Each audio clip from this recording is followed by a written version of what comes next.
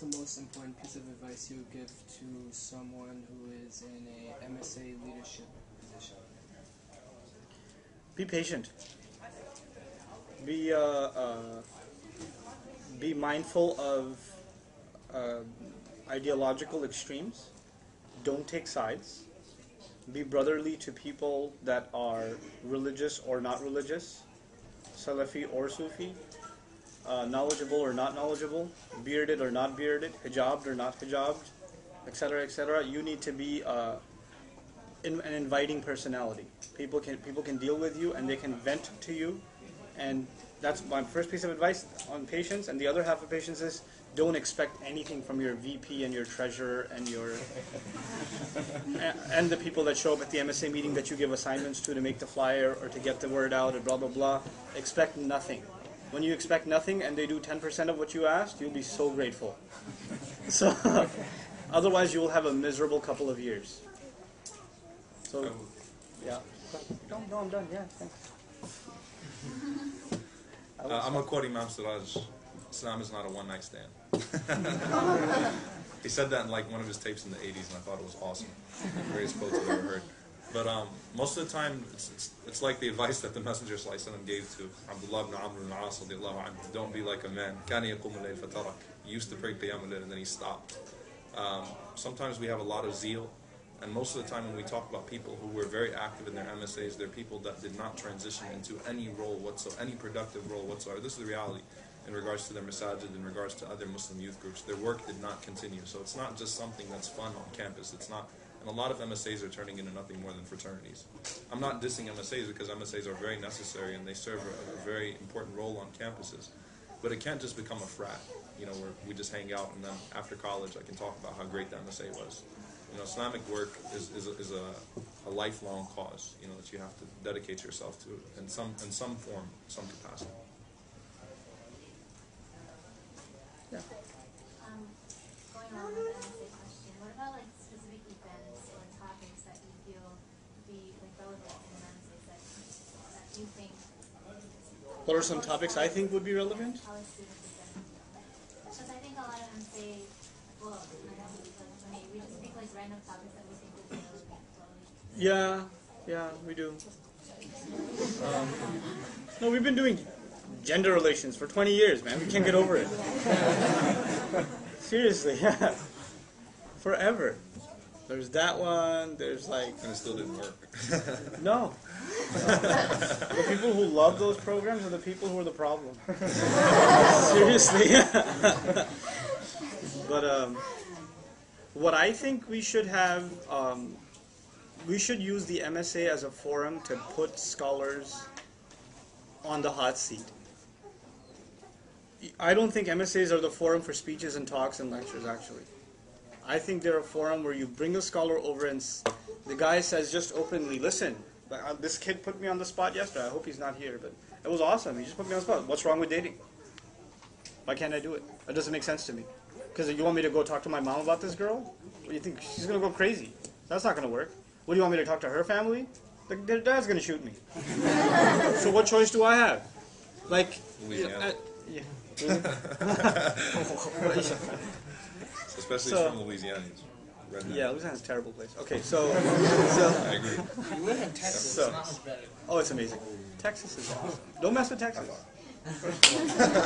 All right, so Got the mad. yeah, so where are the Knicks? You grew up in New York supporting the Knicks. You grew up in New York supporting You asked the for Knicks. it. You grew up in New York supporting the Knicks. Okay. So what was I saying? We're the Rockets. Putting people on the spot. So what was I saying, guys? I was saying something. Dating.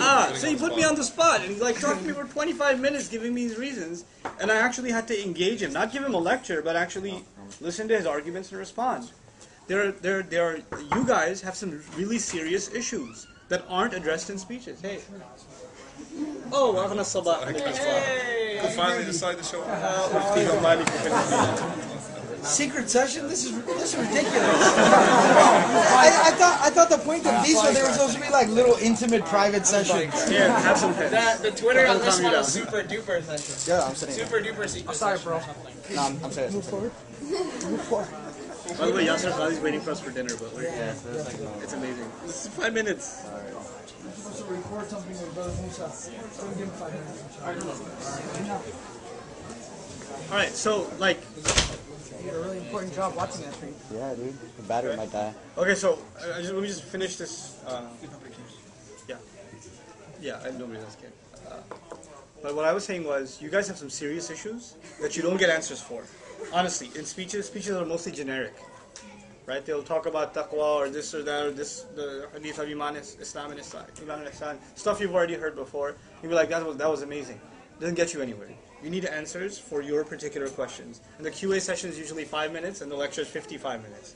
MSA is the forum where you bring imams over and you literally grill them on your issues. That's what it needs to be. Because that's the forum for an interactive conversation. Lectures are already available on YouTube, guys. There's no need for you. You want to find a gender relations lecture? Probably there. Okay? Rights of women in Islam? Come on. Misconceptions about Islam? Get over it. We're done with that. Grow up. Go move on. And really, like, make that a forum of interaction with scholars. If you have that opportunity, use it. So. I would respectfully disagree. A little bit. Yeah, that's right. Speaking, from the perspective, Super Bowl champion. Your cowgirls could get nothing done. No offense, I love you, man. It's not you. It's not you. It's your team. But Chris Paul, who? I actually like the Mavs, so I can't say anything. But anyway, what I would say is that sometimes you have two extremes. Number one, you have the extreme of let's have a discussion about gender relations. Let's have a discussion about whether this is halal or haram. Let's have a discussion about this or this and that. But most of the time, with people in our age, it's not an intellectual problem. Okay, and there's a balance that we have to have with tazkiyah, where there have to be talks about reviving the heart. There have to be talks about setting your standard as the Quran and the Sunnah, about being willing to be honest with yourself, about some of the key principles in fiqh. Principles in fiqh, understanding the basis of the framework of our deen, the framework of our Islamic jurisprudence. Always staying away from doubtful matters and these types of things.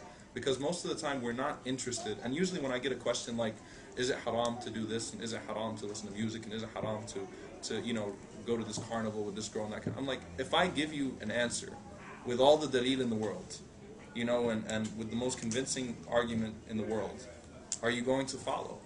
And most likely the answer is no. The answer is going to be like, oh man, oh well.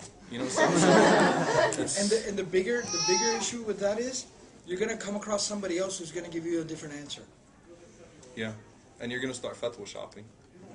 You're going to find the one that you like, the one that's most convenient. And by that time, I mean, subhanAllah, you're really killing yourself spiritually. So I think that don't you think that in a heart-to-heart conversation rather than the lecture would have far more effect when the scholar literally actually calls the problem out for what it is? I think there's a balance, and that's what I'm saying. I mean, scholars, and unfortunately what we see in masajid today is we see this paradigm where we see, for example, that some scholars and some imams and some da'iyas are so irrelevant to society, in regards to societal issues, where they don't touch them at all, and all they talk about is iman.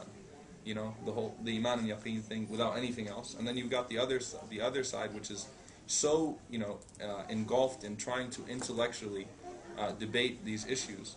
And just like you mentioned, for 20 years you've been having all these gender relations things, and it really hasn't solved the problem. Because people are not really interested in finding the correct answer. They're interested in finding the answer that they want to hear. So having, obviously, a heart-to-heart is more effective, but I think that, this is the way that revelation started for the first 13 years, Mr. Quran guy. And, so, yeah. I disagree. That's it? That's all I got. You want to offer a rebuttal? No.